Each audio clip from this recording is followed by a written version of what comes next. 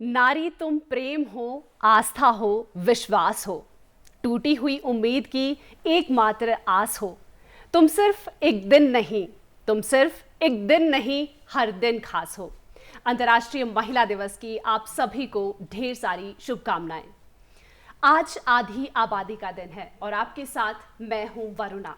और आज की बात कार्यक्रम में हम अपने साथ लेकर आए हैं ऐसे दूरदर्शन के स्तंभों को जो दूरदर्शन में पुरुषों के साथ कंधे से कंधा मिलाकर आगे बढ़ रही हैं और इस संस्थान को आगे ले जा रही हैं।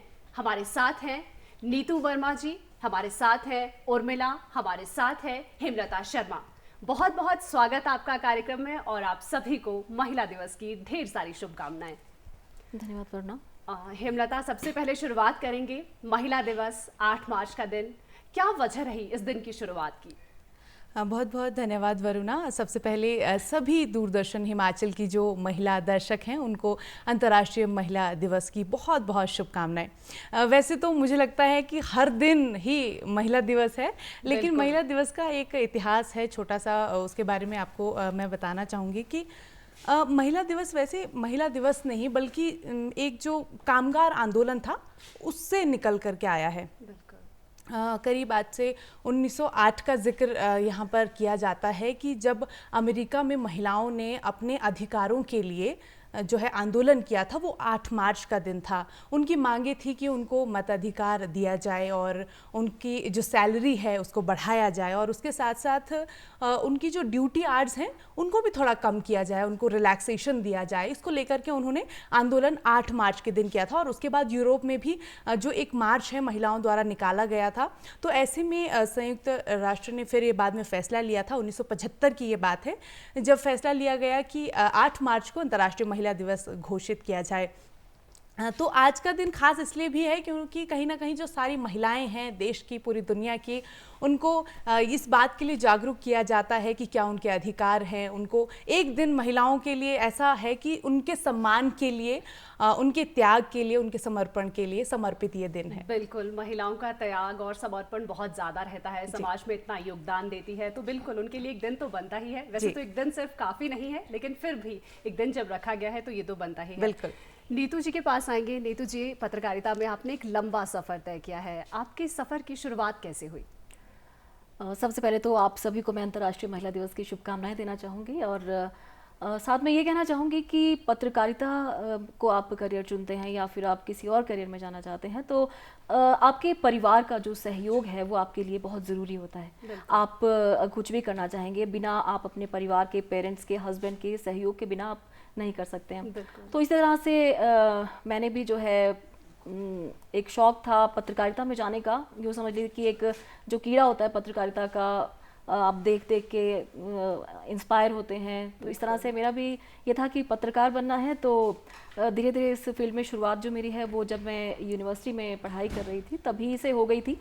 एक थोड़ा बहुत लिखने का तब शौक था, तो एक दैनिक भास्कर ने, एक चंडीगढ़ से कुछ लोग आए कि उनको एक परिचर्चा करके एक पेज लिखना है, तो उसके लिए मैंने शुरुआत की। फिर धीरे धीरे उसमें थोड़ी प्रशंसा मिली तो आपको लगता है कि आप और आगे बढ़ें, उसमें और अच्छा करें, तो वो सब मैंने शुरू किया। उसके बाद फिर एक पढ़ाई पूरी हुई, फिर एक वीकली पेपर था समाचार पत्र, उसमें मैंने काम किया। फिर प्रिंट मीडिया के बाद जो है इलेक्ट्रॉनिक मीडिया में मैं गई। फिर शादी हो गई, उसके बाद आपके सामने और मुश्किलें आती हैं कि आपने किस तरह से मैनेज करना है सब कुछ, और मतलब आपके घर वाले सहयोग करेंगे नहीं करेंगे। फिर इस तरह से मैंने प्रिंट मीडिया में काम किया। जब थोड़ा काम कर लिया, फिर बीच में एक गैप आया, बेटी हुई तो काम छोड़ना पड़ा। लेकिन जब बेटी जो है वो 1 साल की हो गई तो फिर लगा कि नहीं, कुछ तो करना है, मैं खाली नहीं बैठना है। मतलब अपने जो जैसा आपने पहले बताया आपके अंदर एक कीड़ा था पत्रकारिता का, तो वो फिर से जाग गया होगा। जी, वही लगा कि सब कुछ छोड़ना नहीं है और ये सब काम जो है फिर से शुरू करना है। और धीरे धीरे करके मैंने फिर एक यहाँ प्राइवेट चैनल के लिए काम किया और काफ़ी मुश्किलें आती थी क्योंकि बेटी छोटी थी, परिवार है आपके ऊपर, जो है शादी के बाद बहुत सारी रिस्पॉन्सिबिलिटीज़ जो हैं वो बढ़ जाती हैं। तो ये करके धीरे धीरे करके जो ये सारी शुरुआत मैंने की और मतलब सब कुछ करके फिर धीरे धीरे काफ़ी धक्के खाए। उसमें आपको हर ऐसा काम करना पड़ता है जिसमें कि जो आपने नहीं किया होता, लेकिन नए नए काम जो आपको सीखने पड़ते हैं और धीरे धीरे करके फिर मैं दूरदर्शन और रेडियो तक पहुंची। बिल्कुल, मतलब स्टेप बाय स्टेप करके सीढ़ियाँ आप चढ़ती गई और दूरदर्शन और रेडियो पहुंच गई। सेम आपकी राय जानना चाहेंगे उर्मिला जी, आपकी पत्रकारिता के सफ़र की शुरुआत कैसे हुई? बहुत बहुत शुक्रिया वरुणा, और सभी दर्शकों को अंतर्राष्ट्रीय महिला दिवस की हार्दिक शुभकामनाएं। आपको बताना चाहूँगी वर्ष 2015 से पत्रकारिता क्षेत्र में मेरी शुरुआत हुई। शुरुआत रेडियो से हुई और आकाशवाणी का सफ़र 2015 से शुरू हुआ था। 2015 के बाद से पत्रकारिता के क्षेत्र में आगे बढ़ती गई और न्यूज़ एंकर के तौर पर लोकल चैनल पर भी कोशिश की, उसमें भी कामयाबी मिली। और उसके बाद का सफ़र यहाँ आकर थोड़ा और जिस चीज़ की चाहना आपने रखी वहाँ आकर अगर आप काम कर रहे हैं तो ये आपके लिए बहुत प्राउड मोमेंट हो जाता है। दूरदर्शन की हमेशा से चाहना रही, छोटे अगर हमारी इच्छा पूरी हो जाए तो अच्छा ही लगता है। जी बिल्कुल। बहुत छोटा बच्चा होता है, जब वो दूरदर्शन को देख रहा होता है तो उसके जहन में ख्याल आता है और वो सारी वो चीज़ें हैं कि न्यूज़ एंकर रीड कर रहे हैं, न्यूज़ रीड कर रहे हैं। दूरदर्शन, दिल्ली दूरदर्शन देखते थे हम उस समय, और कब वो विचार परिपक्व हुआ और परिपक्वता के साथ साथ कब वो आगे बढ़ता गया, मैंने खुद भी इस पर मतलब उतना गौर नहीं किया, पर मेरे कदम आगे बढ़ते गए। और जब मैं ये सारी चीज़ें देख रही हूँ तो ये मुझे एक सपने की तरह लग रहा है। अभी भी मैं आप लोगों के साथ बैठी हूँ तो मुझे ये सपना जैसा लग रहा है कि जिसे मैं देख रही हूँ, और ये बहुत खूबसूरत सपना है। बिल्कुल, पत्रकारिता के क्षेत्र में दूरदर्शन से ही शुरुआत हुई, दूरदर्शन तक पहुँचना एक पड़ाव है। बहुत अच्छी बात है। हेमलता, आपकी राय भी जानना चाहेंगे, कैसे आपके सफ़र की शुरुआत हुई? वरुणा, वैसे तो मैं अब अगर अपने सफ़र की बात करूं तो मैंने अपने सफ़र में सिर्फ अभी एक पहला कदम रखा है। बिल्कुल, कोई लंबा अनुभव मैं नहीं रखती हूं पत्रकारिता का। और जब भी मैंने पत्रकारिता के बारे में सोचना शुरू किया, नए बच्चों के लिए ज़रूरी हो जाता है ये जानना। बिल्कुल बिल्कुल। और मैं सभी को बताना चाहूँगी, मेरी आदर्श नीतू मैम यहाँ पर बैठी हुई हैं। इन्हीं को देख देख कर हमने पढ़ना सीखा और इन्हीं को देख देख कर एंकरिंग की जो हमारे दिल में इच्छा थी वो जागी। मुझे याद है कि जब नीतू मैम दूरदर्शन में समाचार पढ़ती थी तो हम स्टूडेंट होते थे उस वक्त, तो कई बार हमें भ्रमण पर लाया जाता था दूरदर्शन, तो मैडम स्टूडियो में बैठी होती थी और हमें दिखाया जाता था कि ये इस तरह से न्यूज़ पढ़ती हैं। तो उस वक्त एक हमने सपना देखा था कि हम भी पत्रकारिता में आगे कुछ करना चाहते हैं। तो ऐसे ही कॉलेज में मैंने पहले अपना सब्जेक्ट जो है मेजर जर्नलिज्म के साथ अपने आप BA कंप्लीट किया, उसके बाद मैंने मास्टर्स किया। फिर धीरे धीरे कुछ ऐसे चैनल्स थे प्राइवेट मीडिया जहाँ से मैंने अपनी ट्रेनिंग कंप्लीट की, और उसके बाद फिर छोटे छोटे कदमों के साथ आगे बढ़ना शुरू किया। और फिर यहाँ आकर के मैंने जो एक अन्य विभाग है हमारा social media, DD news Himachal का फेसबुक पेज है, ट्विटर है और यूट्यूब हमारा चैनल है, तो जिस पर हमारे दर्शक हमको बहुत सारा प्रेम देते हैं। तो वहाँ से मैंने अपने करियर की शुरुआत की। और इससे पहले मैं जो रीजनल न्यूज़पेपर है दिव्य हिमाचल, वहाँ पे भी मैंने काम किया। तो उसके बाद यहाँ पर इतना कुछ मुझे सीखने को मिला और इतना कुछ मुझे सभी ने सिखाया भी, बताया भी, और अभी भी मैं सीख रही हूँ और मैं यही चाहती हूँ कि मैं निरंतर सीखती रहूँ। बिल्कुल, अपने अंदर के विद्यार्थी को कभी भी मरने नहीं देना चाहिए। प्रधानमंत्री नरेंद्र मोदी भी कहते हैं, जब वो परीक्षा पे चर्चा कार्यक्रम में गए, वहाँ पर बच्चों से बातचीत करने गए, तो उन्होंने सबसे पहले यही कहा कि मैं अपने अंदर के विद्यार्थी को कभी मरने नहीं देता, मैं हमेशा सीखना चाहता हूँ, और यही ज़ील हम सबके अंदर भी होनी चाहिए। बिल्कुल। नीतू जी, आपके पास आऊँगी। आपको निजी तौर पर ये क्या लगता है कि क्या कुछ मुश्किलें जो हैं एक महिला होने के नाते आपको समाज में फेस करनी पड़ती है? देखिए, महिला अगर आप हैं, अगर आप वर्किंग वुमेन हैं या फिर आप हाउस वाइफ हैं, आपके जीवन में समस्याएं निरंतर चली रहती हैं, लेकिन समस्याओं से डरना नहीं है, उसका सामना करके जो है हमें आगे बढ़ना होता है। आपकी महिलाओं की, आपको पता है, शुरुआत जो है सुबह हो जाती है। सुबह बच्चों को स्कूल भेजना है, खाना बनाना है, घर की कई जिम्मेदारियां होती हैं जिनको पूरा करना होता है। लेकिन ये सब जिम्मेदारियां जो हैं आप किस तरह से निभाते हैं, आप अपने टाइम की मैनेजमेंट किस तरह से करते हैं, उस पर निर्भर करता है। तो आप यदि कुछ करना चाहते हैं तो आप अपने टाइम को उस तरह से करके अपनी जो जितनी मुश्किलें हैं आपके इसमें आती हैं तो आप उनको हटा सकते हो। अब आप जानते हैं कि जो हमारा यहाँ का जो शेड्यूल रहता है, उसमें कभी मॉर्निंग शिफ्ट है, कभी इवनिंग शिफ्ट है, तो उसमें आपको सब चीज़ें, मतलब अगर आपकी मॉर्निंग शिफ्ट है तो आपको शाम तक के लिए, दिन तक के लिए सारा अरेंजमेंट करके जाना है, खाने से लेकर के बाकी बच्चों का, हस्बैंड का, फैमिली का, सब कुछ आपको देख कर आना पड़ता है। ऐसे इवनिंग शिफ्ट है, आप घर लेट पहुंचती हैं, तो आप टाइम मैनेजमेंट पर जो मैं फोकस करूंगी कि उसके बिना जो है आप नहीं कर सकते हैं अपनी जिम्मेदारी बिल्कुल, को हर पूरा। काम, कोई भी काम हम करते हैं, अगर हमारा टाइम मैनेजमेंट उसके लिए प्रॉपर हो तो मतलब हम उस काम को इजीली और अपने माइंड में पीस रख कर सकते हैं। उर्मिला जी, आपकी राय जानना चाहेंगे, आप जी। कैसे मैनेजमेंट करती हैं? जी बिल्कुल। अभी मैं बिल्कुल उस शुरुआती पड़ाव पे हूँ जहाँ नीतू मैम ने जिक्र किया कि उनकी गुड़िया छोटी थी, पारिवारिक जिम्मेदारी थी। मेरे पास भी 5 साल 4.5 साल की एक गुड़िया है, 31 मार्च को उसका जन्मदिन है, 5 साल की वो हो जाएगी।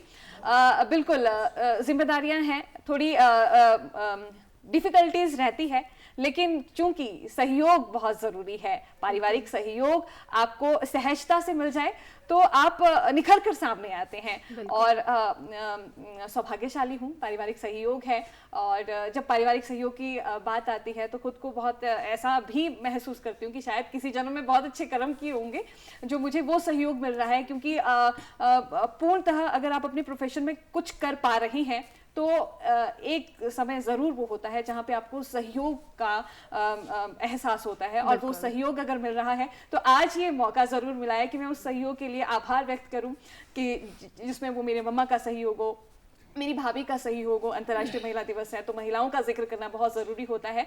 तो ये बहुत सारी वो स्तंभ है, आपने महिलाओं का आज यहाँ पे स्तंभ किया, तो निजता के ऊपर उठकर अगर अपने कार्य में अपने सशक्ता हासिल करनी है वो सहयोग है। और अगर सहयोग के लिए आज मौका मिला है तो मैं ज़रूर आपके माध्यम से, आपके प्रोग्राम के माध्यम से आभार व्यक्त करना चाहूँगी। हर पल सहयोग मिला है और इस सहयोग के लिए बहुत बहुत आभार। बिल्कुल हेमलता, आपके पास आएंगे। ख्वाब हर कोई देखता है, आपने भी ख्वाब देखा होगा कि मुझे पत्रकार बनना है। जब आपके मन में, आपके जहन में ये ख्वाब आया तो आपके पेरेंट्स का कैसा रिएक्शन था? बहुत ईमानदारी के साथ मैं आज इस मंच पर जवाब देना चाहती हूँ, क्योंकि बहुत सारी ऐसी चीज़ें हैं जो आपको कभी कभी मौका मिलता है बोल पाने का। तो ऐसे में मैं शुरुआती अपने करियर की बात करूँ तो मैंने कभी सोचा नहीं था कि मैं पत्रकारिता करूँगी। मेरा ख्वाब था कि मैं एक बहुत अच्छी एयरलाइन में एयर होस्टेस बनूँ और ऊंची उड़ान भरने का सपना पहले से ही था, लेकिन कुछ कारण थे जिस वजह से मैं नहीं कर पाई। तो ऐसे में फिर उसके बाद हमारा जो एक कॉलेज है जहाँ मेरा घर है वहाँ से काफ़ी दूर है, 70-80 किलोमीटर का सफ़र करना पड़ता है। और ऐसे में वहाँ पर नया सब्जेक्ट जर्नलिज़्म, हमने सुना कि जर्नलिज़्म नया सब्जेक्ट इंट्रोड्यूस हुआ है कॉलेज में, तो क्या किया जाए। तो ऐसे में थोड़ा बहुत गूगल चलता था, गूगल से चेक करके देखा कि जर्नलिज़्म क्या है, उसके बाद मैंने उसमें एडमिशन ले लिया। लेकिन जैसे सब्जेक्ट को पढ़ना शुरू किया उसके बाद थोड़ा थोड़ा इंटरेस्ट जागने लगा, और फिर वैसे ही मम्मी पापा ने भी मुझे सपोर्ट किया सारी चीज़ों को लेकर के। और अभी एज अ यंग जर्नलिस्ट मुझे ऐसा लगता है कि जब तक आप सिंगल हो, आपका परिवार नहीं है, आपके बच्चे नहीं हैं, जितना हो सकता है, जितना आप अपना समय दे सकते हो, आपको अपने काम को देना चाहिए और आपको अपनी पत्रकारिता को देना चाहिए। उस सीखने वाला जो टाइम है उसको देना चाहिए, ताकि आने वाले समय में अगर आप व्यस्त भी हैं तो ऐसे में आपके काम पर कोई प्रभाव ना पड़े। उस वक्त आपको ऐसा ना लगे कि आप से कुछ सीखना रह गया, आप कुछ सीखना चाहते थे जो आप नहीं सीख पाए। तो सीखना तो खैर एक निरंतर प्रक्रिया है, लेकिन फिर भी जो कोर चीज़ें हैं मुझे ऐसा लगता है कि एज अ यंग जर्नलिस्ट आपको सीख लेनी चाहिए। बिल्कुल। नीतू जी, आपसे जानना चाहेंगे, आजकल खेत खलियान से लेकर हम बात करें और जंगी मोर्चे तक की, तो महिलाएं हर क्षेत्र में आगे हैं।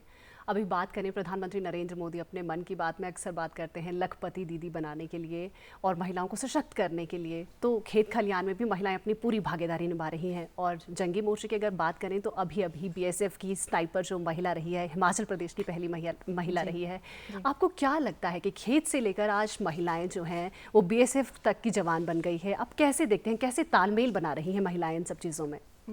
वरना सबसे पहले मैं ग्रामीण परिवेश की बात करना चाहूँगी। मैं अपने गांव की आपके सामने बात करती हूँ कि वहाँ ऐसी स्थिति है कि महिलाएं जो हैं वो सभी, मतलब ज़्यादातर महिलाएं जो वो घर को संभाल रही हैं, घर के साथ साथ पूरी जिम्मेवारी वो संभाल रही हैं।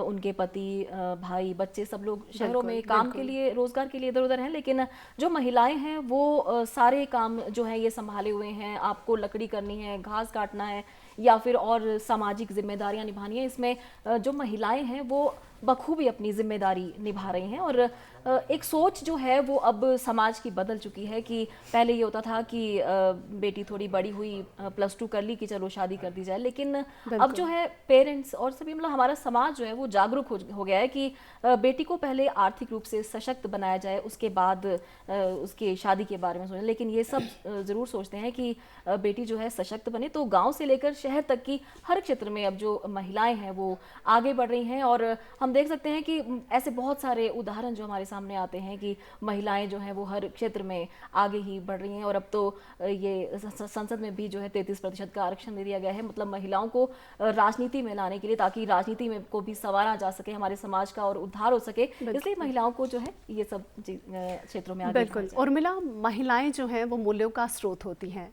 और पुरुषों के साथ कंधे से कंधा मिलाकर आजकल काम कर रही है। और कहीं ना कहीं अगर पुरुष आगे हैं तो माना जाता है कि महिलाओं का हाथ उनके पीछे होता है। क्या राय है आपकी? जी बिल्कुल, नैतिकता का आधार बिल्कुल नारी है। और ये आधार जहाँ किसी भी क्षेत्र में अगर हम समझें तो कम नहीं है। खेत खलिहान की बात हुई, खेत खलिहान से सफ़र जहाँ शुरू हुआ, काम वहाँ करती है, अंतरिक्ष तक के सफ़र में है। भारत देश की बात कर रहे हैं, अंतरिक्ष तक के सफ़र को जिया है और सफलता हासिल की है। मूल्यों की बात करें, नारी में जो मूल्यों की परिपक्वता है वो देन नारी ही है। और इसके साथ साथ आधार की बात भी करें तो वो भी आधार नारी ही है। सशक्तता, संबलता और सुदृढ़ता, इन सारे मूल्यों को देखें तो नारी के जन्म के साथ साथ जिम्मेदारी के साथ साथ बढ़ती ही जाती है। बिल्कुल। आज हम आधुनिक युग में बढ़ रहे हैं। बिल्कुल। हम आज अंतर्राष्ट्रीय महिला दिवस को हम जी रहे हैं। जीने की ज़रूरत जहाँ महसूस हो रही है, बेशक कंधे से कंधा मिलाकर हम चल रहे हैं, आगे बढ़ रहे हैं, लेकिन वो जो आत्मनिर्भरता की बात हो रही है, आर्थिक तौर पर अगर हम आत्मनिर्भर हो रहे हैं, वहीं पर मूल्यों की जो आत्मनिर्भरता है वो सशक्त होनी चाहिए, आगे बढ़ती रहनी चाहिए। और हमारी जो विचारों की है, हम डिपेंडेंट ना रहे, हमारे जो विचार है वो सशक्त रहे। हम जैसे मैं कहूँ, मेरी गुड़िया है तो मैं चाहती हूँ कि वो आत्मनिर्भरता वो विचारों में रहे, वो जिम्मेदारी आए। तो मूल्यों की बात नारी ही है, हम ही देंगे और हमें ही वो मिली है। चाहे हमारे मम्मा से मिली, मेरे मम्मा को उनकी मम्मा से मिली। मैं अपनी दादी का जिक्र करूँ, नानी का जिक्र करूँ, आज तो मुझे अपनी नानी भी याद आ रही हैं, अपनी आमा दादी याद आ रही हैं। तो मैं इस माध्यम से कुछ भी एक ऐसा मौका नहीं छोड़ना चाहती जिन्हें मैं याद ना कर पाऊँ। तो मूल्य नानी से मिला, मूल्य आमा से मिला, दादी से मिला, और हर वो नारी जो आगे बढ़ रही है वो हमें हिम्मत दे रही है और मूल्यों की सौगात दे रही है। हेमलता, आर्थिक रूप से सशक्त होना कितना ज़रूरी है महिला के लिए? आर्थिक क्षेत्र हमारे जीवन का एक ऐसा पहिया है जिसके बिना हमारी जीवन की गाड़ी चलना बहुत मुश्किल है। ठीक है, इंसान के अंदर इंसानियत होनी चाहिए, बहुत सारे मूल्य होने चाहिए, लेकिन आर्थिक रूप से सशक्त होना एक ऐसी चीज़ है कि वो आपको कहीं ना कहीं एक आत्मविश्वास देता है कि नहीं, मैं ये चीज़ मैं कर सकता हूँ या मैं कर सकती हूँ। तो ऐसे में अगर बात महिलाओं की करें तो महिलाएं पहले भी सशक्त थी, आज भी सशक्त हैं और आगे भी रहेंगी। लेकिन कहीं ना कहीं अगर आर्थिक रूप से महिला सशक्त होने का सोचती है तो ऐसे में उसके जो वो ख्याल है, उसकी जो सोच है, उसकी एक वो बहुत ऊंची उड़ान है अगर वो आर्थिक रूप से। और आप हमेशा देखना कि कोई भी महिला होगी, अगर वो आर्थिक रूप से सशक्त होगी तो वो कभी अपने लिए कुछ नहीं करेगी, वो अपने परिवार के लिए, अपने भाई के लिए, बहुत अच्छी अपने बच्चों के लिए सब कुछ करने की कोशिश। मुझे लग रहा है कि तुम अपने दिल के विचार यहाँ पर खुलकर रख रही हो और जैसा तुम करती हो वैसा ही बता रही हो। बिल्कुल, बहुत अच्छी बात है। एक बात मैं हेमलता की बात में जोड़ना चाहूँगी कि जहाँ आर्थिक रूप से सशक्त होने की बात हुई है, ऐसे में कई जो महिला पत्रकारिता में हैं, जो लड़कियां हैं, अभी शादी नहीं हुई, उनमें बड़ी एक घबराहट रहती है कि शादी हो जाएगी तो हमारा तो करियर ख़त्म हो जाएगा, हम कर नहीं पाएंगे। लेकिन मैं ये कहना चाहती हूँ कि आप अगर कुछ चाहते हैं करना और आप उसको दिल से करें, मेहनत से करें, तो आप कुछ भी कर सकते हैं। मतलब कोई भी बाधा जो है उसमें नहीं आ पाती है। बिल्कुल। और वरुणा, ज़रूर मैं इसमें एक और बात ऐड करना चाहूँगी, जहाँ पर बात हो रही है कि हमें मौका मिलता है, मौका सहयोग से मिलता है, और जहाँ पर जिस संस्थान में आप काम कर रहे हो वहाँ पर आपको मौका दिया जा रहा है सहयोग का, तो उसका जिक्र जरूर करना चाहेंगे। यहाँ पर हम चारों एक साथ बैठी हैं और सहयोग जहाँ पर जरूरत होती है, जहाँ विचारों की जरूरत होती है, वो नीतू मैम हमें दे देते हैं कि नहीं आपको इस डायरेक्शन में, जहाँ पे सहयोग की जरूरत होती है वहाँ पे वरुणा आपसे भी सहयोग मिल जाता है, और जहाँ पर आगे सृजन मतलब नए विचारों की सृजन की बात होती है वहाँ पर हेमा से नए विचार मिल जाते हैं। तो ये भी कहना बहुत जरूरी है कि जहाँ आप साथ में काम कर रहे हैं उनका सहयोग आपको मिल रहा है, और निश्चित तौर पर हमें मिल रहा है, तो हम आगे बढ़ रहे हैं, और वो संस्थान की बहुत खूबसूरती है, वो आगे जाकर और ज्यादा बढ़ावा देती है। आगे बढ़ने का जो मंच है वो अन्य लोगों को भी दिया जाता है। बिल्कुल। आप एक सपना देखती हैं, आप ऐसा कौन सा अपना सपना है जिसको आप जीना चाहती हैं? सपने तो सभी देखते हैं, पर ऐसा कई बार लगता है कि जैसे ट्रैवलिंग का सबको शौक होता है, मुझे भी है, तो कई बार ये लगता है कि सभी रिस्पॉन्सिबिलिटी से, सभी जिम्मेदारियों को छोड़कर, मतलब पूरा करके, छोड़कर तो नहीं कह सकते, उनको पूरा करके कहीं ट्रैवलिंग के लिए जाऊं और वहाँ अपनी मर्जी से जीऊँ, जो मन चाहे वो करूँ, और मतलब सारा जो देश है वो घूमूं, मंदिरों में जाऊँ और जो अच्छे हिस्टोरिकल प्लेस हैं वहाँ जाऊँ, ये सब ऐसा सोचती हूँ। आपके सपने को भी जानना चाहेंगे, कौन सा सपना आप जीना चाहती है अपना? वरना डीडी न्यूज़ नेशनल में नीलम शर्मा जी थी, और हम उन्हें खो चुके हैं, न्यूज़ एंकर थी, मैम भी जानते हैं और सभी। तो 8वीं का वो बच्चा जिसने टीवी में सबसे पहले उन्हें देखा, और उन्हें देखकर ख्याल हुआ, पहले दिन भी पहुंचता है, टीवी लगाता है, मैम का चेक कर रहा है कि मैम वहाँ पे बोल रहे हैं, प्रोग्राम दे रहे हैं, नेक्स्ट डे भी, तो एकदम ख्याल आता है कि उन जैसा बनना है। तो अभी बस यही है कि जिस मुकाम पे वो थे, अगर मैं वहाँ तक पहुँच पाऊँ तो वो मेरा सपना है। हेमलता, तुम्हारा सपना भी ज़रूर लेना चाहेंगे, क्या सपना है जिसे तुम जीना चाहती हो? मेरा मन बहुत चंचल है, मैं बहुत सारे सपने देखती हूँ, और मैं अपना हर वो सपना जीना चाहती हूँ जो मैं पूरा कर सकती हूँ और जिसको पूरा करने की मैं क्षमता रखती हूँ। लेकिन फ़िलहाल मुझे ऐसा लगता है कि अभी मैं सिंगल हूँ, मेरा कोई ऐसा वैवाहिक जीवन में अभी प्रवेश नहीं हुआ है, तो मुझे ऐसा लगता है कि मैं अपने पेरेंट्स के लिए ऐसा क्या करूँ कि वो बहुत ज़्यादा खुश हों, जो उन्होंने मेरे लिए त्याग किया है वो चीज़ें मैं उनके लिए करना चाहती हूँ। अगर उन्होंने कोई चीज़ मेरी वजह से ना ली हो या मेरी वजह से उस चीज़ को छोड़ दिया हो, मैं चाहती हूँ कि मैं उनका वो सपना पूरा करूँ। हालांकि वो मुझे टीवी पर देखकर वैसे ही बहुत ज़्यादा खुश होते हैं। हर रोज़ उन्हें सुबह 9 बजे का बुलेटिन देखना होता है, और उन्हें पूछना होता है कि कौन सी शिफ्ट है, कौन सा बुलेटिन आपका जा रहा है, क्या चल रहा है। उन्हें मुझसे ज़्यादा मेरे काम से प्रेम है, लेकिन फिर भी मैं उनको हर मायने में खुश देखना चाहती हूँ। तो यही मेरा सपना है कि मेरे माता पिता खुश रहें और स्वस्थ रहें, और बहुत बस अच्छी बात है। आपकी ये जो सपना है ये पूरा करे भगवान, यही हमारी तरफ से आपके लिए दुआ है। नीतू जी, आपके पास आएंगे, जाते जाते आप महिलाओं को क्या संदेश देना चाहेंगी?